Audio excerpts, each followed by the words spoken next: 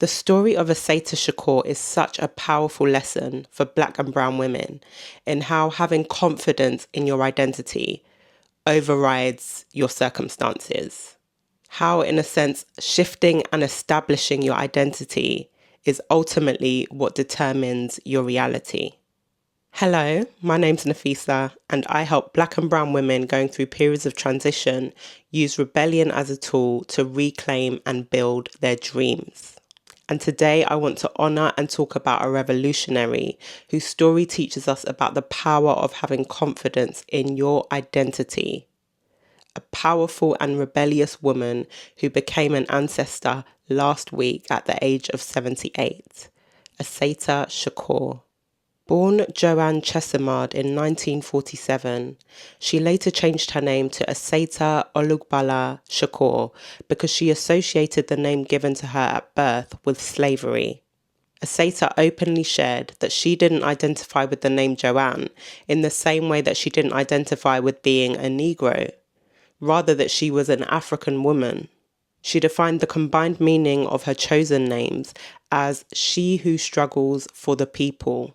She became a member of the Black Liberation Army in the 1970s, which was a group that spun off from the Black Panther Party, and they were well known for armed resistance against the US government. Assata chose to dedicate her life and her voice to the liberation of Black and oppressed people in America.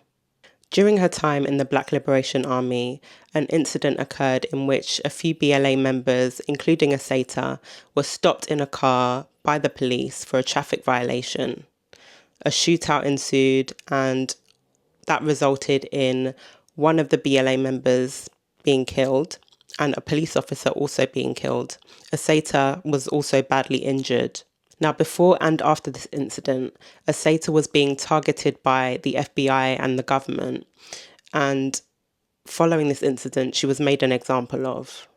Following a controversial trial during which Assata maintains her innocence, she was sentenced to life in prison, where she describes being abused, terrorized, and even held in all-male prisons in solitary confinement. With assistance from BLA members, in 1979, Assata managed to escape from prison and lived as a fugitive until she fled to Cuba in the 1980s, where she was granted political asylum. Over the years, the FBI continued to try and get Assata, and in 2013, they named her as one of their most wanted terrorists with a £1 million bounty on her head. But despite that, Cuba never gave her up. She continued to live as a free woman, a mother, a grandmother, until she died at the age of 78 last week. Now, in saying that, I don't want to brush over the fact that Assata never got to see her home again, never got to go to the US again. There were some of her family members that she died without ever seeing again. Her resistance and her liberation came with sacrifice. But what I find so powerful about Assata is how strongly and how undeniably she identified with her liberated self. That kind of identity and the self-validation that it comes with would have caused her mind, her soul, her spirit to rebel against and reject any idea or suggestion that she should be oppressed or that she should be enslaved or incarcerated. Even just the idea, let alone it being a 3D reality. And when your identity, your mind, body, spirit is aligned with your liberation, that's all you start to see. It literally tints the lenses through which you see the world.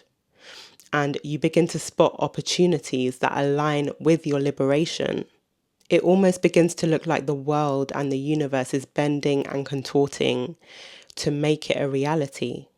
Like, just think about Assata's story. What are the odds of a Black woman who's been damned by the US government and locked up for life managing to escape that judgment and live her life freely in another country and in another reality?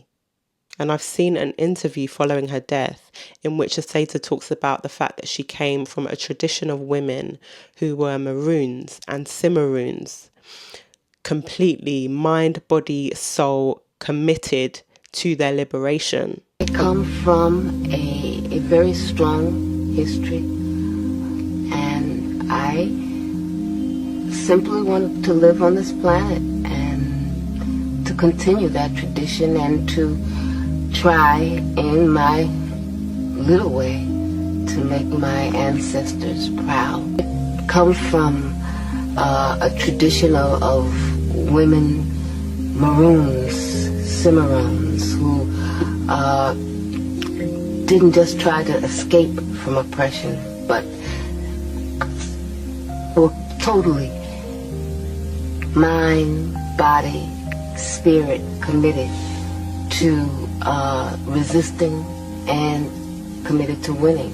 And whether or not the women that Assata was referring to were her blood relatives, there's something so powerful about associating your own identity with women like that, rooting your identity in those women's identity.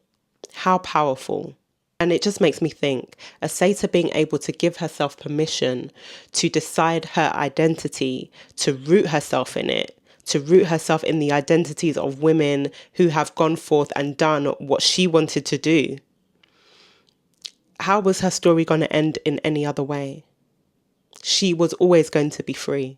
And the thing is, many of us have women like this in our own ancestry, in our own bloodline, in our own culture. Women who were committed to their own liberation in the same way, but within a different social or cultural context. And we should be studying these women in order to understand what we have access to inside of us. We should be studying these women in order to draw strength from their stories. But so many of us don't know these women in our ancestry because their stories have been made small. Their stories have been squeezed and manipulated to fit into a colonial lens. Like, for example, I think about the story of Assata. If the only reference that we had for Assata's story was the one that the US government was going to give us, all we would know was that she was a violent thug and a terrorist, and that would be the extent of her story. We need to get curious enough to explore and to reclaim the stories of powerful women in our own ancestry and in our own cultures. We don't understand how closely the stories of these women are linked to our own identity. And as powerful as Assata's story is, to many of us it will sound radical and dramatic and disconnected from our reality. And that's because in a lot of ways we're disconnected from ourselves. And it's important that we start to recognize the links. The chains of colonization have shape-shifted so much over the years that we confuse them with comfort and safety. We're subdued into conformity to the point where we don't even recognize our own soul trying to speak to us and tell us the truth, help us remember the truth, which is that we have purpose and that we are expansive. Our lives are expansive. We brush it off with labels and diagnoses. We quieten it with dopamine rushes and immediate gratification. Anything to silence it so that we can carry on. We can carry on following rules that don't serve us. We can carry on in the rat race, in conformity. We can carry on waiting for something external to save us or to reward us. Some of us have even stopped expecting it in this lifetime because we've been told that it will come after we die in heaven.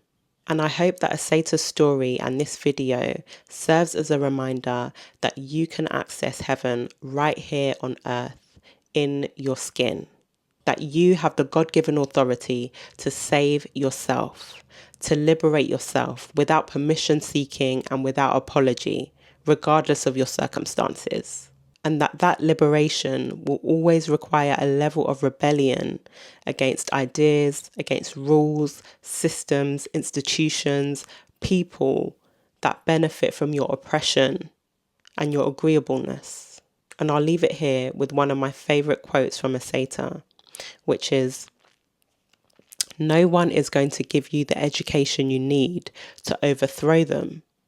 Nobody is going to teach you your true history, teach you your true heroes if they know that that knowledge will help set you free." So I'd love to hear your thoughts down in the comments.